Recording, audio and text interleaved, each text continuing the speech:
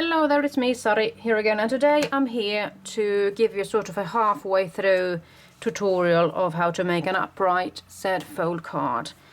I have started working with several dies, a stamp and everything, and I thought I'd just talk you through this. I have used the biggest shape of these dies. They are from Gummiapan, it's a Swedish company. Old paper, this one is called. And this is the biggest size that it's got. And then I've gone for a square double stitched die from Rox Stamps, and I've used the biggest size there, and this is what it looks like up close. It's a really beautiful stitched die cut there. And then I've actually used some corner dies from CreaLies. This time I went for the dotted ones, and I put them in two corners, like so. I have used a stamp from Nellie's Choice. It's the series Christmas Time, and the number for it is CT014. And you can see that there are 3 more in that series, but I think that the house in the woods is really nice. And I've also put on some wink of Stella and some Stickles just to make it sparkle a little bit, feel a little bit more Christmassy. And what I did after that was I just wanted to give this upright Z-fold card a real try.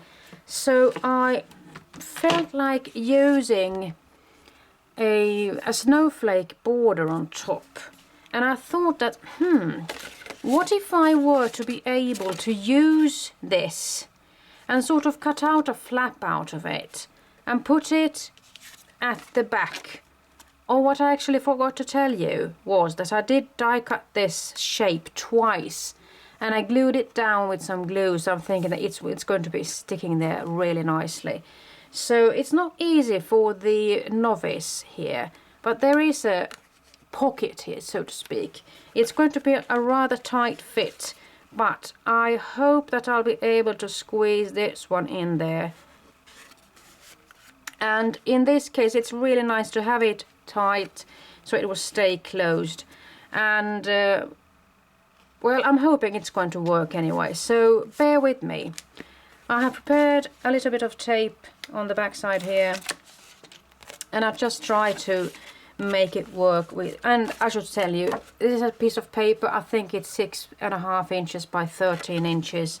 I scored it and folded it, and at could it be 6.5 and 3.25, and that's where we are right now.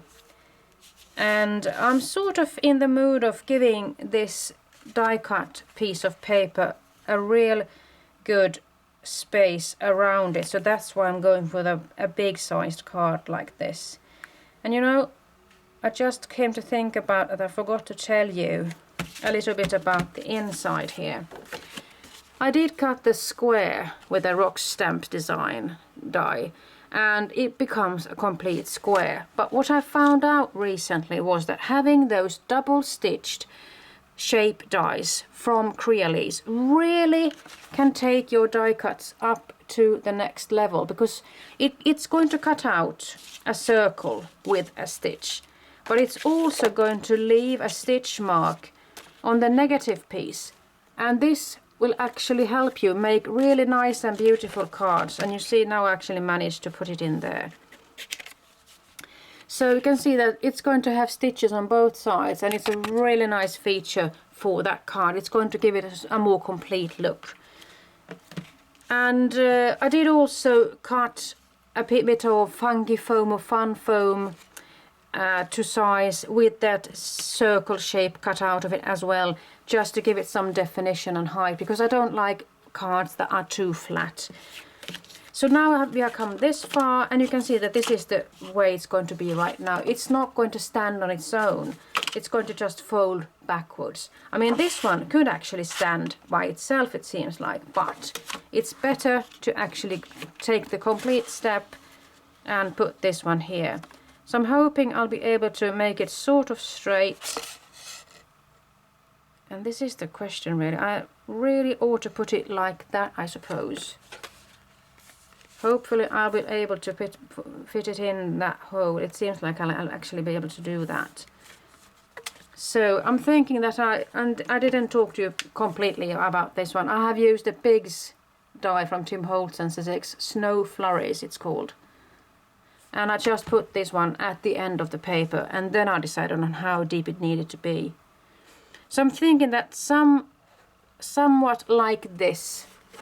I have used this. So I actually put this in a scoreboard, this bit of piece of paper. I found the center, and then I just took 2 slits on both sides and I cut it up. So it's going to be a flap on the inside there. Let's see if I'll even be able to make a card out of this. You know, sometimes I get an idea and sometimes I luck out and sometimes I don't. It's just the case with me. And in this case I'm really keen on making sure that this small bit of tape is going to get in contact with the paper, because I do believe that it's going to need a little bit of keeping down here, since I have that flap going on there. Now I'm just going to see somewhat where to put this, so I know that it's going to be right, and I'm sort of eyeballing this, keeping this in the center here somewhat. So let's hope for the best. Having a double-sided tape, it's really strong and it's going to get stuck at once, so you don't have that much time to fiddle around. Well, it isn't absolutely perfect here. I can live with it. Hopefully you can too. If not, well, seek help. I'm just kidding, of course, even though I have a very serious voice, since I'm concentrating now, aren't I? Let's see. Now we get it there. Let's hope it's going to stay there.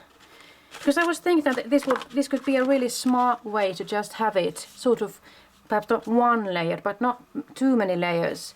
And of course, if you are interested in making this card, and you could actually make this inner piece as wide as the outer piece, then of course perhaps you wouldn't use as big a die cut piece as I have done here. So the thing is really, how much unevenness and how many layers do you want to show? That's really the question for you. But I do like this idea actually, so I'm pretty happy about this. Now what I'll have to do, of course, and you see, this is a really good thing. I can actually fold it together like this. I don't have to fiddle it out anymore. I mean, it can stand there. I can pull it out a bit, so it can actually be sturdy enough. But what I have to do now is just start decorating this, because I have been a messy girl yet once more. Me on white paper, it's not a good idea. So I just have to figure out a way or two to decorate this further.